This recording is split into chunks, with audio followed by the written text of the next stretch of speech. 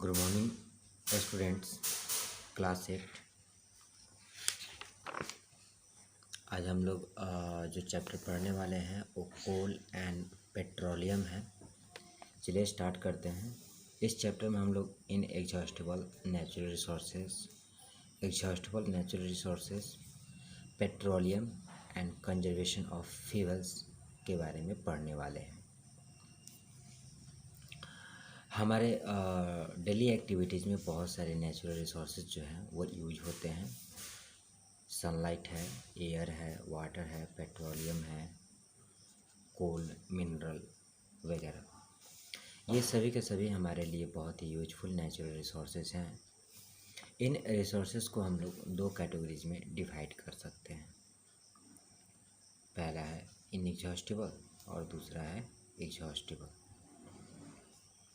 इस डायग्राम से आप यहाँ पे देख सकते हैं। यह टेबल आपको शो करता है कि रिसोर्सेज को दो प्रकार से क्लासिफाई कर सकते हैं, इनएग्जॉस्टिबल, एग्जॉस्टिबल। इनएग्जॉस्टिबल में सनलाइट, एयर, वाटर। एग्जॉस्टिबल में रिन्यूएबल और नॉन रिन्यूएबल। रिन्यूएबल में plants, forest, wild life. Non renewable में मिनरल्स, कोल, पेट्रोलियम, नेचुरल गैस वगैरह आते हैं। इनएग्जॉस्टिबल नेचुरल रिसोर्सेज, इसका मतलब यही है वैसे रिसोर्सेज जिसको हम बार बार यूज कर सकते हैं, जो कभी एग्जॉस्ट नहीं हो सकते हैं यूज करने के बाद। हमारे नेचर में काफ़ी ज़्यादा प्रचुर मात्रा में ये उपस्थित है। एग्जाम्पल की बात करें तो सनलाइट, एयर, वाटर और nuclear energy, these are the inexhaustible natural resources.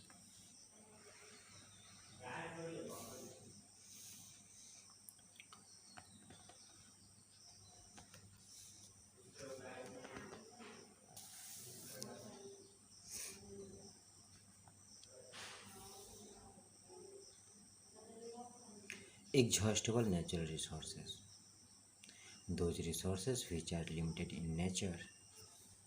Example: forest, wildlife, natural gas, coal, mineral, and various petroleum products are example of exhaustible natural resources. Exhaustible natural resources can be used only once. ये सिर्फ एक ही बार use किया जा सकता है, और जब ये ख़त्म हो जाएगा तो फिर हम इसे दोबारा यूज नहीं कर सकते, क्योंकि इसको बनने में काफ़ी ज़्यादा लंबे समय का वक्त लगता है। हम अपने डेली लाइफ में बहुत सारे फ्यूल्स यूज करते हैं। किचन में हम लोग कुकिंग गैस इस्तेमाल करते हैं, एलपीजी। व्हीकल्स को रन करने के लिए हम लोग पेट्रोल, डीजल और सीएनजी गैस के उपयोग करते हैं। ये जो भी सीएनजी, पेट्रोल, डीजल या कुकिंग गैस है वो लिमिटेड है हमारे नेचर में, और ये एक न एक दिन एग्जॉस्ट हो सकता है। कोल, पेट्रोलियम, नेचुरल गैस एग्जॉस्टिबल तो होता ही है, और इन्हें हम फॉसिल फ्यूल भी कहते हैं। फॉसिल फ्यूल हम कोल, पेट्रोलियम, नेचुरल गैस को इसलिए कहते हैं क्योंकि ये हमारे नेचर में डेड लिविंग ऑर्गेनिज्म जो डेड हो जाते हैं, उनके अवशेष से ये मतलब बने हैं। एक्चुअली वो हमारे अर्थ के नीचे काफ़ी सालों तक दबे रहे, मिलियंस ऑफ ईयर्स, और उसके बाद उसका फॉर्मेशन यहाँ पे हुआ।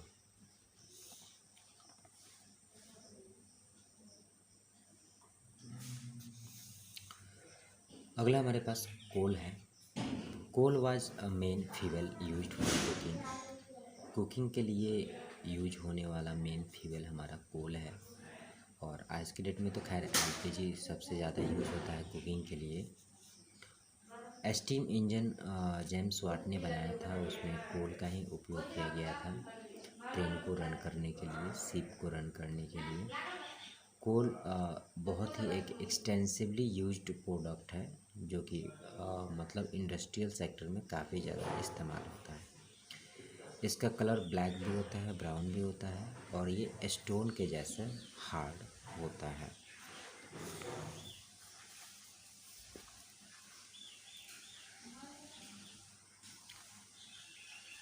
कंटेंट, कार्बन कंटेंट के प्रेजेंट के आधार पे हम कोल को निम्न प्रकार से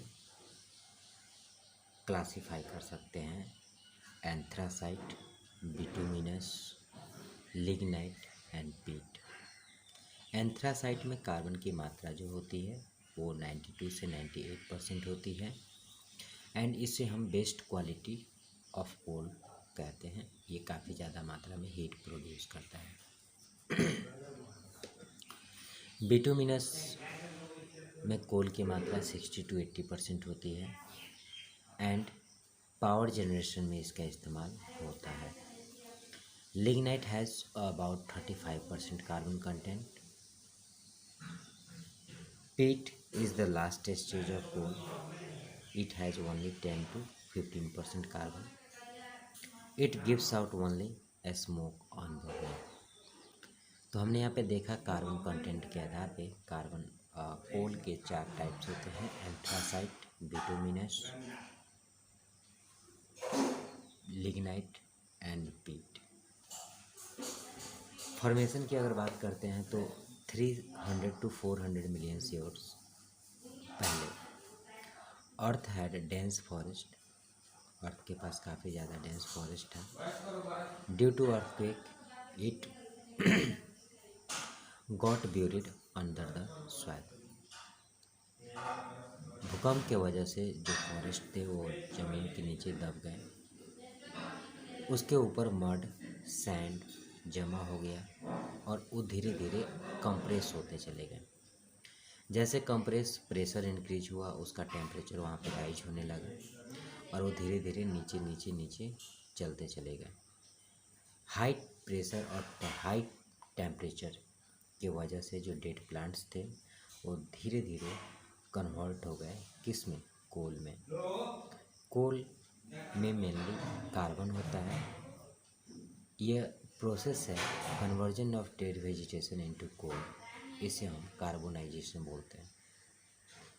the process in which dead vegetation converted into coal, उसको हमको क्या बोलते हैं?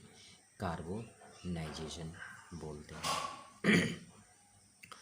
Carbon coal also consist of oxygen, hydrogen and a small amount of nitrogen and sulphur. ध्यान दीजिएगा, कोल में कार्बन के अलावा ऑक्सीजन भी होता है, हाइड्रोजन भी होता है, नाइट्रोजन भी होता है एंड सल्फर भी होता है। कोल ज़्यादातर केसेस में वेस्ट बंगाल, बिहार में पाया जाता है, झारखंड में पाया जाता है, उड़ीसा, मध्य प्रदेश में पाया जाता है, जो कि इंडिया के states. Carbon dioxide gas produce होता है जब हम कोल को जलाते हैं। कोल एक इंडस्ट्रियल फ्यूल है और इसका इस्तेमाल कोल तार कोल गैस बनाने के लिए हम लोग करते हैं।